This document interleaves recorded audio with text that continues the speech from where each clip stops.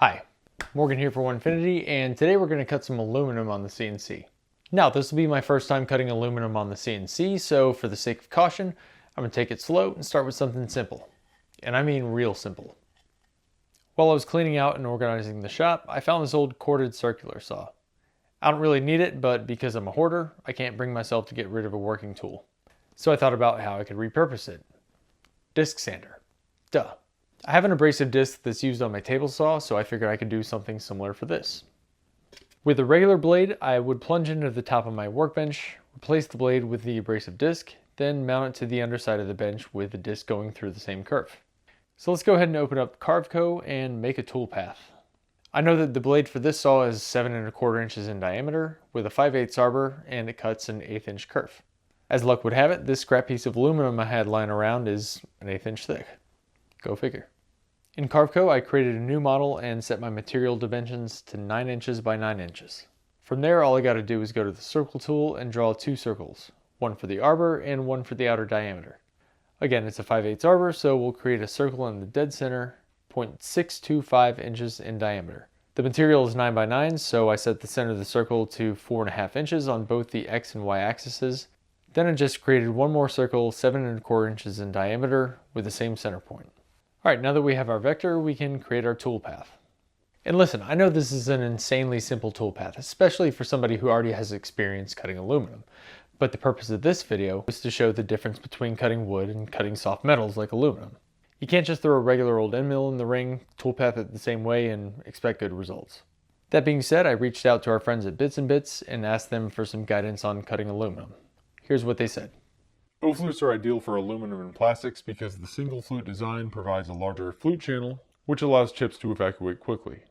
In contrast, a 2-flute bit has a smaller channel for chip evacuation, which could lead to chip clogging and poor surface finish.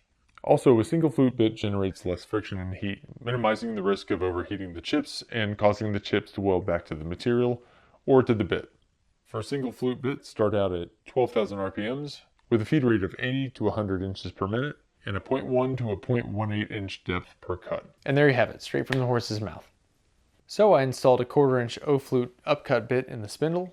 The one I use is Bits & Bits model 425-UP250.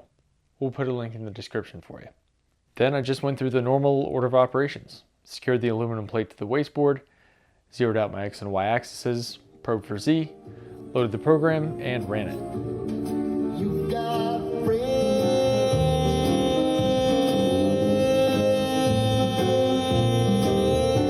Once it was done, I attached an adhesive-backed abrasive disc to both sides. One side 80 grit and the other side 120 grit, then just trimmed off the excess with a file. At that point, I could replace the blade in the saw with the abrasive disc. I did that before mounting the saw to the underside of the workbench for easier access. Then I positioned the blade in the kerf that I cut earlier and mounted the saw. And rather than plugging it directly into the wall, I am running it through this router speed controller. That allows me to adjust the speed the disc is rotating, and I can turn it on and off remotely without having to reach under the workbench.